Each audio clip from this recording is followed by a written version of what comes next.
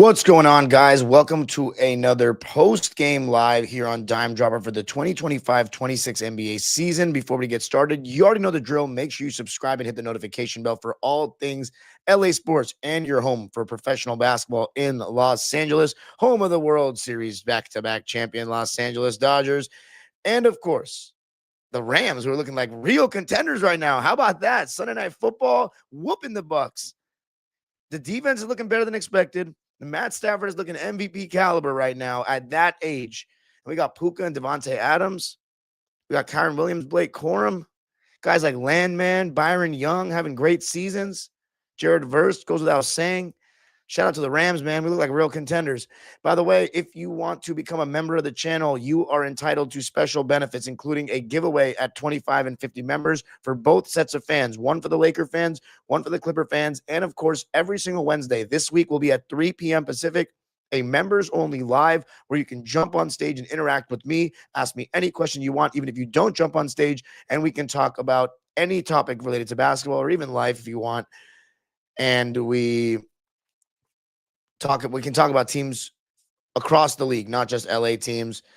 And yeah, we looked at Ivica Zubac's post-ups and watched video of it last time. So appreciate you all. And of course, if you go to Clipper games, you can skip the line at games for the interviews if you're a member. So a lot of perks being a member. Also free merch. Not free merch. Early access to merch when I release it later this year. So this season, I should say. But anyway, so we're going to be talking about the Clippers-Cavs game tonight, Kawhi Leonard's return, and the last Laker game I watched ahead of the Lakers-Clippers matchup on Tuesday night, which is Dime Dropper fam's favorite night. I might be attending a watch party at Intuit. So that'll be content. I'll probably release a vlog for that. And then will I go live? Probably. If they're at Intuit, I won't go live. I'll probably just do like the post-game interviews outside. So anyway. Yeah, we're also going to be talking about the last Laker game I watched and the comments from the other side after the game. So let's get into this Clippers-Cavs game. Kawhi Leonard returned, and I thought he looked pretty good to start the game. He was guarding Darius Garland. No Jared Allen in this game for them. Obviously, no Derrick Jones Jr. for us, and of course, Bradley Beal. But it was great to get Kawhi Leonard back. This is not a game I expected us to win. We ended up losing 120 to 105. Kawhi was on a minutes restriction, technically, only played 26 minutes, which, again, we have to go through this again. He's just come back. We got to be patient. Kawhi was on Darius Garland to start the game. John Collins was on Tyson. Zoo on Evan Mobley. Chris Dunn on Donovan Mitchell. And James Harden on DeAndre Hunter. On the other side, you had Tyson on James Harden. Jalen Tyson. DeAndre Hunter on Kawhi Leonard, Darius Garland on Chris Dunn, Donovan Mitchell on John Collins, and Evan Mobley on Ivica Zubac, with Zubac in drop coverage. Now, it was a little bit of a scare early on in the game when Kawhi left and went to the locker room. And then I was just like, oh my God, here we go again. Then he came back out shortly after. And we actually got off to a pretty good start. We were getting stops. It was allowing us to get out in transition. We were up 20 to 12 in the first quarter, and that would be our largest lead of the game. With Evan Mobley out and the fact that they didn't have Jared Allen, they went small, switching 1 through 5. And I thought Ivica Zubac in that first quarter took advantage of that. We saw Harden be aggressive early. We saw Zoo be aggressive early, crashing the offensive glass with ferocity, which we haven't seen much this season. And then with Harden on the bench, I was just looking at, what our minutes were like. Oh, I'm sorry. I meant to say James Harden was in with the bench. So our rotation for this game was Kobe Sanders, Chris Paul, Brook Lopez, and Nico off the bench. We played all of them with James Harden to end the first quarter. And so James Harden played the whole first. And then we had Kawhi Leonard come in to start the second. No Jordan Miller in the rotation in this one, and no Cam Christie in the rotation, or Kobe Brown. So let me know what you think of that. And by the way, I see 29 people on the Twitter side of things. In 5 minutes, we're going to be shutting off the Twitter chat or the Twitter live. So come to YouTube. The link is posted on my Twitter. I want to get to 14,000 subscribers ASAP. Can we get there before the year ends? I don't know. But anyway, so after the end of the first quarter, we were down by 3, 24-27. I thought we were in a pretty good spot. Just given we're not as good as the Cavs, just want to stay in the mix. Second quarter, we weren't hitting shots, and our defense at times in transition from everyone, from Kawhi to Zoo to John Collins to Harden, was pathetic. And Harden's defense was horrible. Just doesn't play defense in most games. That's all I can say. But he does so much offensively, we ignore it. The non-Harden minutes were not great. Offensively is the thing. Kawhi, took some contested jumpers. He had 12 points in the first half. He looked pretty good. He looked efficient. He ended the game shooting 50% or almost 50%, 6 for 13, and 3 for 5 from 3 and 5 for 5 from the foul line. So he shot very well, which is an encouraging sign. 20 points in 26 minutes, things could be worse. But defensively, we were not great. And of course, the Cavs are just better than us offensively. They're better than us defensively. Donovan Mitchell's outplaying James Harden or Kawhi Leonard this year. He's averaging 30 points a game. And of course, we have not seen the Cavs play the LA teams. We haven't talked about them at all. I haven't talked about them at all on the channel. I predicted them to be first in the East, though, this year. So I'm high on them. And they've had Darius Garland out for most of the year so far, and they've missed Jared Allen the last couple of games. And I haven't talked about them much, but they're doing their thing. I also haven't watched any full games of them. I've just watched extended highlights of a couple of their games. And to be honest with you, Dime Dropper fam, I've only kept up with every single Clipper game. I haven't watched NBA highlights past November 3rd. Like the last 3 weeks, I have not watched highlights of any game because I've been so busy. I'm going to be trying to be better. It's just maybe I have to adjust to my new lifestyle of just being so busy that I can't watch all the stuff that I want to watch. I haven't watched one Premier League game all season long. And I used to be a diehard. Like I used to watch every weekend. So it's just been tough, now that I work and stuff. I live my dream, though. I really do. But I haven't been up to date. It's like, I don't know. I haven't watched the Cavs this season like that, but they still look like the Cavs from last year. And I also haven't released, by the way, members only. The members are entitled to post-game lives or post-game breakdowns from last playoffs, which I didn't do in real time. And I've been releasing them slowly but surely, but I'm lagging on it. I got to do a better job of that because we need content on every single playoff series and game from when I became the host of this show or started my own channel in 2020, before the 2020-2021 season. I've missed some games, but I've definitely talked about like 90% of playoff games since I started doing this. So got to keep that alive. I want it to be a library. So Zudo had a double-double in the first half, and I thought he was just going up stronger, keeping the ball up high, doing things that he has not been doing consistently so far this season, which was a great sign. But our role players were not hitting, and theirs, they do. They're a good three-point shooting team. Last year led the league in offensive rating. Chris Dunn, he had a buzzer-beating 3 to end the second quarter, so we went into the half down 52-59, in which I felt like, I don't know. By the way, shout out to my member right here, Danny. He says, Zoo's back. Much love, Dime. # lurk mode. So Danny's feeling like if it's a Zoobots is back in the mix or just like back looking like himself. I need to see slightly more games, in my opinion, of consistency before I can go that far. But in the third quarter, it wasn't great for us. It was another third quarter where we actually didn't get killed. It was 33-27 in favor of the Cavs, but they just kind of slowly but surely inched ahead of us, and you just proved they were the better team. They threw the first punch. We were bricking shots. They were making shots. DeAndre Hunter made 2 open threes. Remember, it is a make-or-miss league. I didn't have too much problem with our shot generate, like what kinds of shots we were getting, but they're just better at making shots, especially their role players. They went up 71-58, and we called a timeout, and then we responded really well. We actually made it close for a second. Zoo had some tip-ins. He was being very aggressive. We went on a 15-3 run. And one of the things that made the biggest difference is that Zoo was actually getting calls. And when Zoo's actually getting officiated normally, he definitely can dominate because they cannot guard him without fouling a lot of the times. And we just kind of ignore that because we want people to play through the whistle or play through the non-whistle and just go up strong. But Zoo gets hacked, and he does not get calls. But yeah, Donovan Mitchell was just too much for us to contain, I guess. And whenever we started inching closer, the Cavs would hit threes, and they ended up pulling away, outscoring us in every single quarter by 6 points or less every time to add up to a 15-point win, 120-105. I have no problem with us losing to the Cavs. I think I definitely would have penciled us in for a loss before the season started with that matchup regardless. So it is what it is. But we're now 2-4 on the road trip, and we're playing a Laker team we'll be talking about next, who honestly I've not been up to date with after their 6th game. So I've been horrible this season, guys. I apologize. Although with the Clipper stuff, you've got to say I've delivered. I've had a recap on every single game besides the Suns game or a vlog on every single game.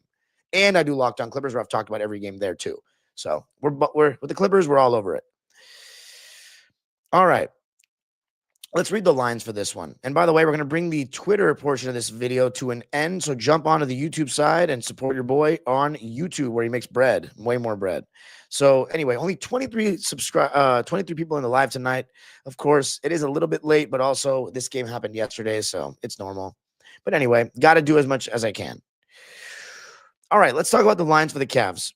They had basically a 10-man rotation. Luke Travers, who I know nothing about. He's a rookie who was picked 56th in the 2022 draft, and now he's playing in the NBA. He's a 6'6" forward, and this is his first season.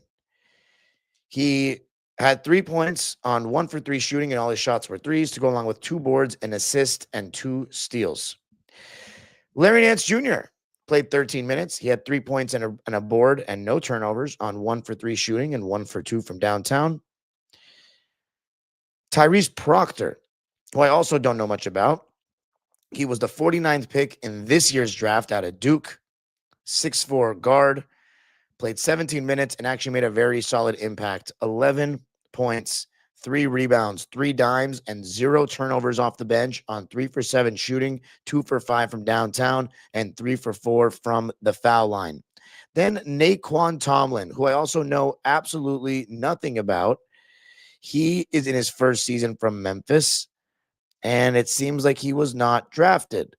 6'8", born in 2000, so he's 24 years old. Actually, no, last season he played 5 games.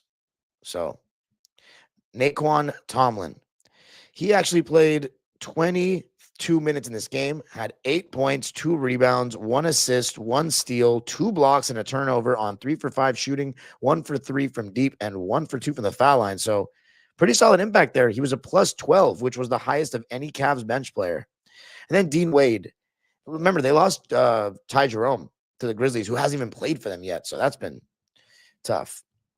But Dean Wade had 5 points. Sam Merrill was out too. I didn't even talk about that. They didn't have Sam Merrill. 5 points, 5 boards, 3 dimes, 3 steals, 1 turnover on 2 for 6 shooting and 1 for 5 from deep. And then the starters for the Cavaliers. Jalen Tyson, 7 points, 4 rebounds, no turnovers on 3 for 6 shooting and 1 for 3 from deep. DeAndre Hunter, 17 points, 4 boards, 4 dimes, 1 steal, 2 turnovers on 5 for 11 shooting and 4 for 7 from deep. Evan Mobley, 18 and 10 to go along with 2 assists, 2 steals, 2 blocks, and 1 turnover on 9 for 12 shooting, 0 for 2 from 3, and 0 for 4 from the foul line. So the Cavs shot 52% from the field. We shot 46. We went back to shooting poorly from 3 with 31%, and they shot 38% from downtown and made 9 more threes than us, which was a big difference in the game. And the only good thing for us that we had over them was the free throw battle. We shot 88% from the line, 23 for 26. They shot 13 for 20, which is 65%. We've been doing a good job shooting free throws in terms of shooting better than the opposition in a lot of these games, which is definitely a good thing. But yeah, DeAndre Hunter, really solid performance, made 4 out of his 5 shots were threes. So he was really just knocking down the 3 ball, and that was, tough. And then Evan Mobley with a double-double. It's another night at the office for him.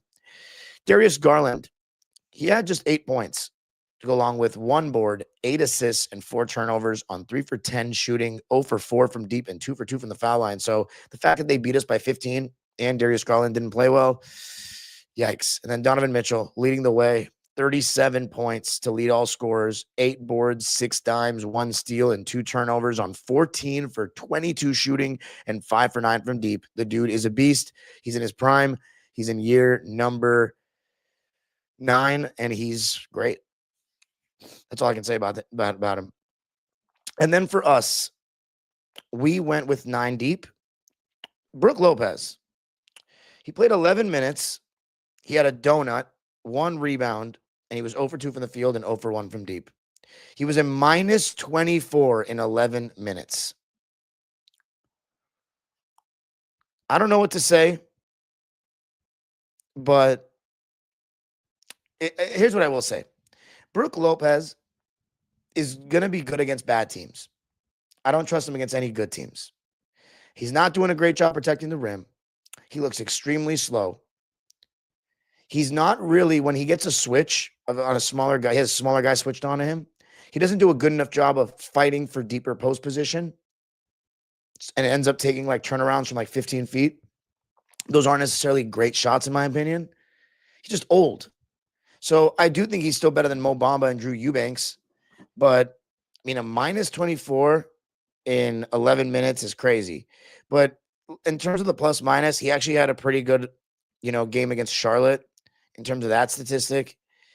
And he had 11 points in that game. So again, as I said, bad teams, against Orlando in the plus minus, he wasn't good in that game either. So again, good team, bad Brook. Against the Sixers, I'm just talking about this because it's been it's been a talking point on my timeline on Twitter. So I just want to talk about it real quick. Brook Lopez, he was a +5 in Philly, and I thought he was okay in that game.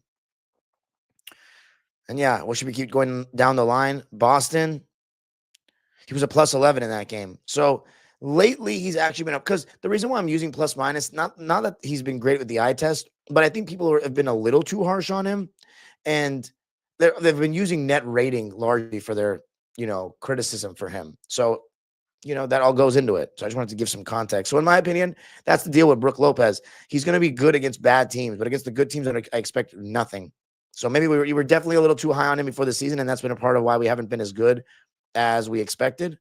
Because I was like, oh my God, we have a starting center as our backup. No, we don't. He's a backup now. Even on a bad team, I think he's a backup, honestly. But anyway. So yeah, he wasn't very good. Let's put it that way. And then we had CP3, who played 17 minutes. And by the way, I did talk about Chris Paul's retirement announcement in the James Harden video where he scored 55 points. That video is the only live this season, from my understanding, that has not reached 1,000 views this season. So that's been a Clipper post-game live. So let's get that to 1,000.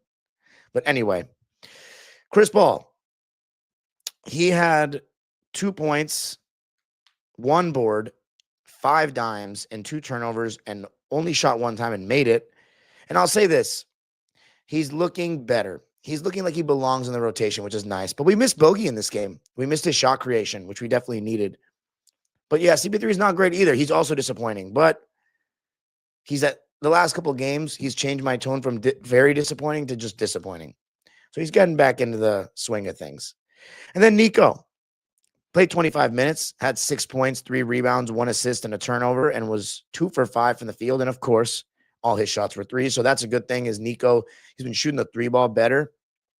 And for the season now, he's up to 37%, just like that. So we will absolutely take that.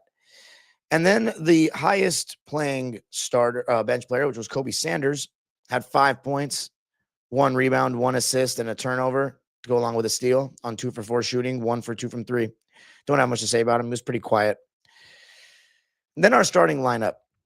Kawhi Leonard played the least amount of minutes. He had 20 points, 3 boards, 2 dimes, 3 steals, but he also had 4 turnovers on 6 for 13 shooting, 3 for 5 from deep, and 5 for 5 from the free throw line, as I mentioned earlier. He looked pretty good, but minutes restriction, it's restriction, There's a certain limit with him. You can't really get the full unleashed version of Kawhi.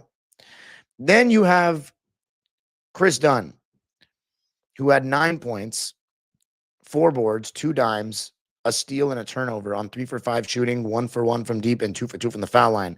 That's above his average. You'll take that from him. John Collins. There was an article that came out today that was saying that John Collins is being shopped because he's been off to a disappointing start to the season. I totally don't believe that, because it's only been 17 games, and I don't think after the Clippers traded Norman Powell for him, they would leak that out there. That's, I just don't believe it. But he didn't play well in this game, and he's got to be better. He's got to be better knocking down open shots. But in this game, he only got 1 open 3, and he was 0 for 1, 1 for 6 from the field, 5 points, 3 boards, 2 blocks. The thing about John Collins is he largely has to be created for. So there's going to be games where he's quieter, but I just want to see him make more of an impact in other ways, look a little bit more energetic like we saw in the first couple of games of the season. So we need him to be better. We need him to be, do a better job crashing the glass. 3 rebounds is not enough. And he played 30 minutes in this game. I think only his third game of the season where he played 30 minutes or more. Need to see him look aggressive when he has a smaller guy on him, like a significantly smaller guy. Run hard in transition. Be more effective defensively around the rim. Stuff like that. He did have 2 blocks in this game. And then we have James Harden, who just didn't have a good game, but it is what it is. He's been amazing lately. He's been carrying us all season so far. He's entitled to a bad game. Half his shots were threes. He was 0 for 8 from downtown. So we actually shot well from 3 besides him. We were 8 for 18 besides him. But 5 for 16 from the field, 0 for 8 from deep, 9 for 10 from the free throw line, 19 points, 2 boards, 6 assists, 1 steal, and 3 turnovers for James in 32 minutes. He wasn't great. It is what it is. Zubats, though, he returned to looking like Zoo, and that is very important. 33 and 18 on 15 for 22 shooting, which is, of course, his highest field goal attempt number of the season. And he was doing it against Evan Mobley. So if you can do it against Evan Mobley and look that aggressive and dunk like that, he can do it against people like other teams as well. It's all in his mind. He needs to be like that every night. Now, of course, he's not going to have 33, 18, and 4 every night on 15 for 22 shooting and only 2 turnovers with all the usage, but he can be that assertive every night. So that's the one positive I will take from the game. But yeah, we lose, and now we'll see how we do against the Lakers, which brings me to the Lakers, who I've covered their first 5 games this season. And now I'm going to talk about their 6th game, which is significant for this reason. And again, I've told all my Laker fans, if I do not get back to live, like talking about the games that are actually happening by game number 20, then I'm just going to skip to whatever game, like just live time, and just skip those games and not cover them. But I actually think I might be able to pull it off. Now, we're going to talk in this game about Luka Doncic's return. Remember, he missed 3 games with, I think it was a hand injury and then an ankle as well. And Austin Reeves completely carried, and the Lakers went 2-1 in those games, and I covered all of them. Now, he came back in this game in their NBA Cup match against the Grizzlies on the road. Both teams 3-2 entering the game. Nationally televised game on Prime. And Luka, he looked like, he didn't skip a beat. KCP was guarding Austin Reeves. Jalen Wells was guarding Luka. Lakers also got Marcus Smart back in this one as well. Still no Gabe Vincent. So KCP on AR, Jalen Wells on Luka, John Marcus Smart, Jock Landale on DeAndre Ayton, and Jaren Jackson Jr. on Rui Hachimura. Marcus Smart was on John Morant. Austin Reeves was on KCP. Luka on Jalen Wells. Rui on Jaren Jackson Jr. and Ayton on Jock Landale. In terms of defensive coverages, you had Ayton in drop coverage, inviting John Morant to shoot the mid-range. Same with Jackson Hayes. Jock Landale was hedging on the ball screens because I think he's just not a rim protector. And with Jaren Jackson Jr., we saw a bit of everything. We saw him switching on to Luka. We saw him in drop. We saw him hedging. And Aldama was not trying to get switched on to Luka or Reeves as well, so he was hedging.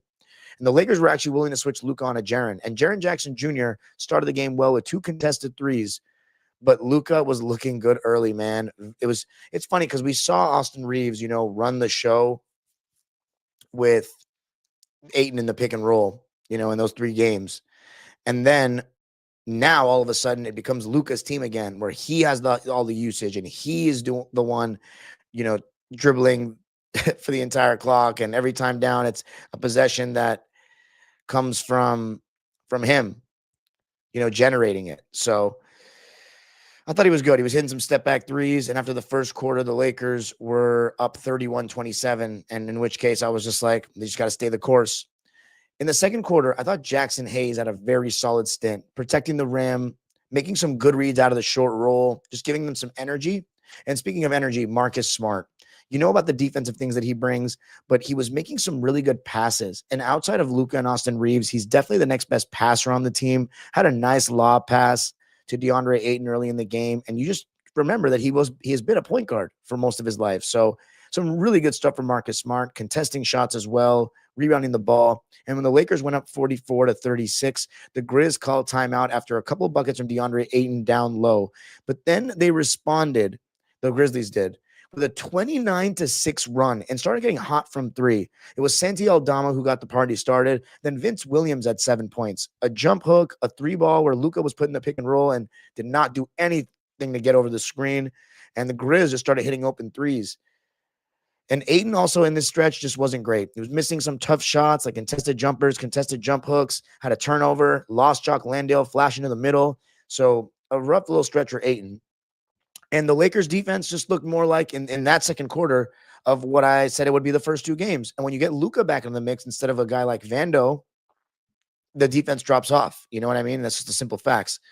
And you started to see Austin Reeves' rhythm, like it wasn't there in the first half with Luka there. And it was clearly because of usage, like very clearly. So for the question for the Lakers after they got outscored 42-24 in the second quarter and were down 69-55 at the half, and they trailed by as many as 15. The question for me was, is Austin Reeves going to be able to get going with Luka on the court like this? And I know the Grizzlies will cool down, but will the Lakers resistance be better? Because it was not good in that second quarter. And the Lakers responded, a 23-7 run, a lot of threes going down. Rui Hachimura finally got into the mix. Austin Reeves got a little bit more usage, but Luka was just hitting threes, step backs, contested threes, open threes.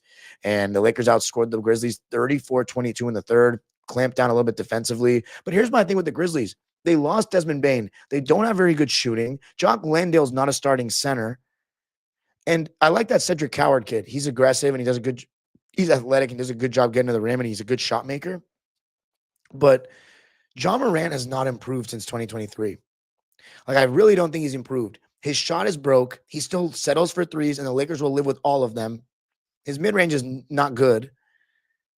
He just can't shoot. He's a super athlete, and teams are going to live with these other guys on his team shooting. They lost Desmond Bane, and they haven't gotten Ty Jerome. They're still missing Brandon Clark and Edey, but this offense is not that dynamic. You don't really have shot creators outside because they don't have Ty Jerome. Outside of John Morant and Jaren Jackson, who's very iffy offensively at times, you don't have good shot creation.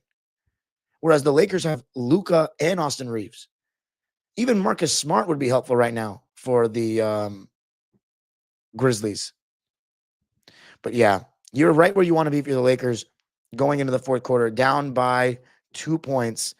And in the fourth quarter, when Ja went out of the game, the Grizzlies could not get good shots. I thought the Lakers did a pretty good job clamping down defensively. Even Luka's effort was a little bit higher.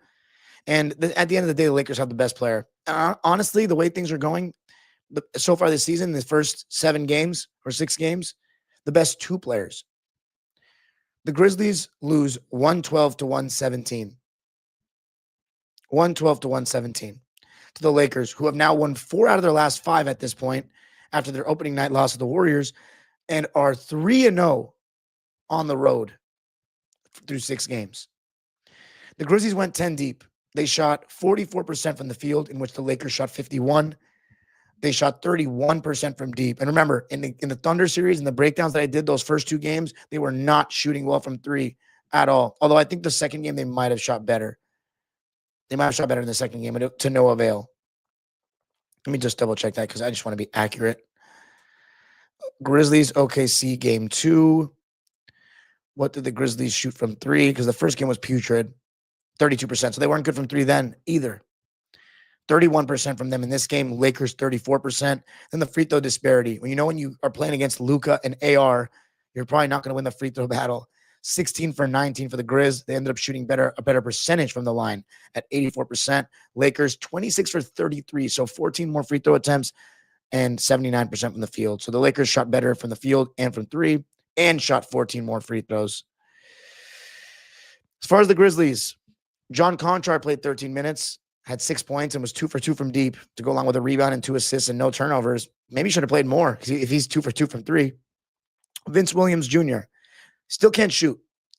3 for 9 from the field, 1 for 6 from deep. Had 7 points, 2 boards, 2 assists, 1 steal, and 2 turnovers. Cam Spencer had 12 points off the bench. He was actually a good contributor. 3 assists, 2 steals, 1 turnover. On 3 for 6 shooting, 2 for 5 from deep, and 4 for 4 from the free throw line. So pretty good stuff from him. He started their next game with Ja suspended, which we're going to talk about at the end of this. Jock Landale only played 25 minutes, but I was actually pretty impressed with his offense. He made shots, and he actually made 2 threes, was 2 for 2 from 3, 6 for 8 from the field, had 16 points, 5 boards, 1 steal, and 1 assist and no turnovers. So he just doesn't really rebound. He can't really defend, but I thought you got solid production out of him for who he is. Santi Aldama, I feel like he has not been hitting so far this season in these first 6 games. 7 points, 10 boards, 4 assists, 1 steal, 2 turnovers on 3 for 12 shooting, and 1 of 5 from deep. That's not going to be good enough. Cedric Coward, 13 points and 10 boards to go along with 3 assists and 3 steals, 2 turnovers on 4 for 11 shooting, 0 for 4 from deep, 5 for 6 on the free throw line. And I really do think even though the Grizzlies struggled to create shots, good shots, they didn't take very many good. Like they don't take a lot. They take a lot of bad shots is what I'm looking to say. They don't take a lot of great shots to me. I mean, that part of that's generating shots, but it's like IQ as well. Anyway. Then let's talk about, that's the bench, by the way, for the Grizz. 45 points off of it, which definitely was more than the Lakers, but the starters wasn't close. Jalen Wells had 16 points and 7 boards, no turnovers, on 7 for 16 shooting, but he didn't even shoot well from 3 either. 2 for 9 from deep, 5 for 7 from 2, 0 for 1 from the foul line.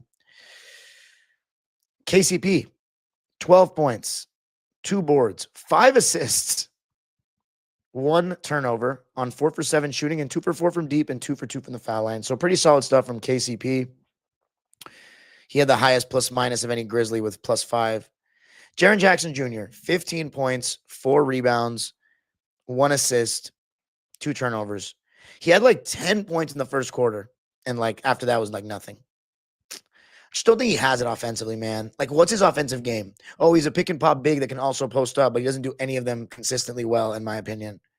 He posts up from too high. He goes up soft. I'm not a fan of his offensive game. He has the tools, but he just never puts it together for me.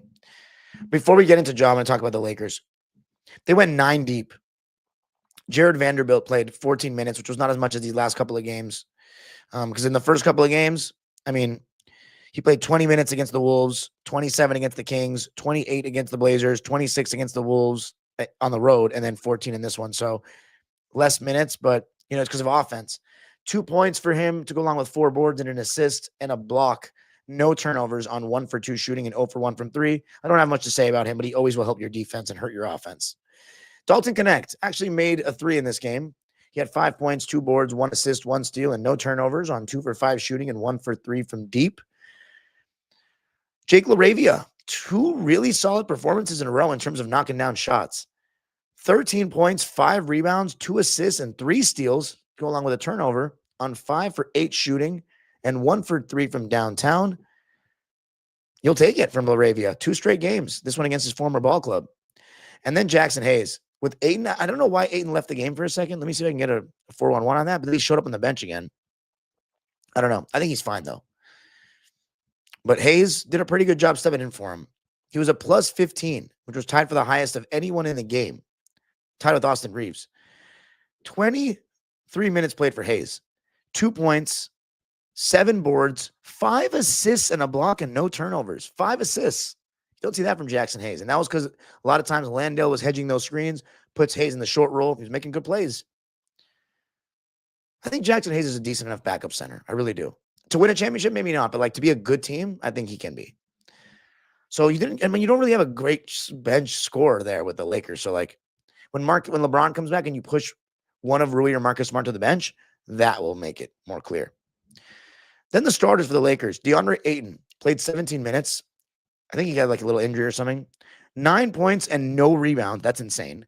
9 points, no rebounds, no assists, 1 turnover on 4 for 6 shooting. So he was efficient, but he wasn't as great as these last couple of games. Let's go with Marcus Smart. Actually, let's go with Rui. He was quieter this game. Just didn't get that many shots. And with Luka back, he's not going to get like ISO attempts or the ball as much. But he's been very efficient to start the year. 9 points, 3 boards, 1 assist, 1 steal, 1 block, 1 turnover on 2 for 4 shooting. And all his shots were threes. And then let's talk about the big boys. Marcus Smart was amazing in this game. 12 points, 3 rebounds, 4 assists, 2 steals. Did turn the ball over 3 times, but he shot 5 for 8 from the field, 1 for 4 from deep, and made his only free throw. Very good performance. Very good performance by Marcus Smart. Doing a little bit of everything. And then Austin Reeves. Not quite the insane stat lines he put up in those 3 games without Luka, but 21 points, 4 rebounds, 4 assists, 1 steal, 2 turnovers. He's got to do a better job boxing out, by the way. 5 for 14 from the field, 2 for 8 from 3, and made all 9 of his free throws. The rhythm was disrupted a bit with Luka. I mean, he's taking twice as many shots as AR. But it's Luka's team. It's just got to be an adjustment for AR. So I'm interested to see how that plays out, or how that has played out the last couple of weeks where I haven't watched. So I definitely want to just, I don't know. I feel like when you miss games, you miss the story of a season. And with the Lakers, I got to be tapped in because it's LA team. Austin Reeves, I mean, 20 plus points in every single game so far this season. That's all you have to say. And then Luka, back like he never left, had 49 points in his last game, had 44 in this one, go along with 12 rebounds, 6 dimes. Did turn the ball over 5 times, however, but 14 for 27, 6 for 15 from deep, and 10 for 13 from the free throw line. The guy's on a heater. I mean, he's on a crazy heater these first 3 games of the season. So great win for the Lakers. And the way that they've been able to play without LeBron, because Austin Reeves and Luka are just that brilliant, and other guys have stepped up. You know, Marcus Smart, Rui Hachimura, Ayton in some of these games, even LaRavia. It's been a very impressive start to the season, these first 6 games, in my opinion, which I hate to say, honestly. But to end the show, let's talk about Ja Morant and what his comments after the game. I'm going to play the snippet for you guys right here in the chat. I'm going to break it down. But after the game, he was visibly frustrated after his 3 for 14 performance in this game, in which he just could not hit a shot because he's not a good shooter. And I don't know, his floater wasn't really falling. He was 3 for 8 from 2, but it was 0 for 6 from 3, 3 for 14 overall, 8 points, 1 rebound, 7 assists, 1 steal, 1 turnover in 31 minutes. He was only averaging 28 minutes or 30 minutes, I think, to this point, which is a career low. So after the game, Ja had some words for the media, and this is what he said when asked them. Take a listen.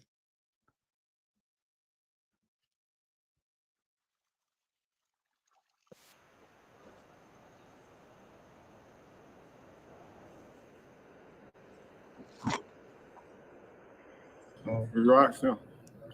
They had a whole spiel. What went wrong for you today? Go ask the coaching staff. Do you feel like, I mean, there was anything you could do differently, I guess? You asked them. They had a whole spiel in here, so. From the outside, and the outside may be wrong, but from the outside, it didn't look like you had your usual energy tonight. Go ask the coaching staff why. Okay. You feel like you should play more? Go ask the coaching staff. Should I play more or not? What had been done? What could have been done different, get a different outcome, other than asking the coaching staff? According to them, probably don't play me. Honestly, that's what basically the message was after. So it's cool. The coaching staff message was that? It's cool. We good? You didn't have anything physically wrong in terms of illness or anything? Oh, no, I'm good. I'm fine. Okay. I'm fine. All right. Well. Those are some crazy words from Ja Morant, just asking him to ask the coaching staff over and over again. He clearly got into it, and what has come out since is that he clearly got into it with Thomas Iaselo, who called him out allegedly in front of the whole team, which honestly he had a right to. And Ja definitely didn't like what the coaching staff said. He got angry. He went and said that in the media, and he got suspended for a game, in which they lost to the Toronto Raptors, which is a winnable game. I want to definitely talk about the Raptors a little bit too, but we'll wait for when I catch up, and we'll do one on the members-only lives. But the Ja thing is becoming a headache. He's frequently hurt. He did the whole gun thing, and then he did it again. He doesn't seem to know his limits. He's like a kid. Like, he reminds me of me when I was in school, like being defiant and like just like trying to push the boundaries of how hard he could get punished. But he's not a kid in school that's bored in class. He's a franchise player that's been given the keys to this franchise, that the city embraces and loves, he has to be better than this in every aspect. He's just immature. And it's crazy because I loved John Morant coming out of Murray State. Like, he was my favorite player in the draft.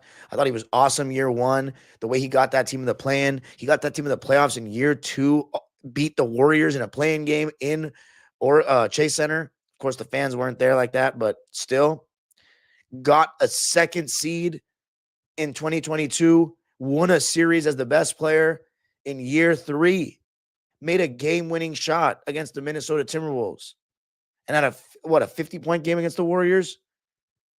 Then the following year against the Lakers, I mean, he couldn't shoot, but he still, you could see, was a star, clearly, and on a 2 seed. Obviously, was injured in 2024, and then the whole gun stuff, and then last year was injured a lot too, but I don't know. John Morant, this is a very important season for him. Because if he doesn't produce, at what point do you say to the Grizzlies, maybe this isn't the guy to lead the franchise? I don't know. It's sad if that would be the case. I don't like the Teddy Bears, but I do still like Ja. But we'll see. That's it for me in this one, guys. Appreciate you all for listening. Laker fans, let me know what you thought of the video, and let me know what you thought of my analysis of that game. Remember, I'm still trying my best here. And I see some Laker fans commenting like, we appreciate it. So remember, be a member of the channel. You guys, if mostly Clipper fans are members, the Laker fans, you have a higher percentage of winning the item for the giveaway, and it's a good one. So, and I got an item for the Clipper fans too. So let's just keep being members. You can interact with me. If you want to debate me on stuff, you got to be a member. Can you come debate on Wednesdays, 3:00 p.m. Pacific? But we're going to be probably not producing a live. We'll do a locked on for Tuesday morning, and we'll do a locked on for Wednesday for the Lakers Clippers, and I'll probably do a vlog at the game. Peace. Have a great night.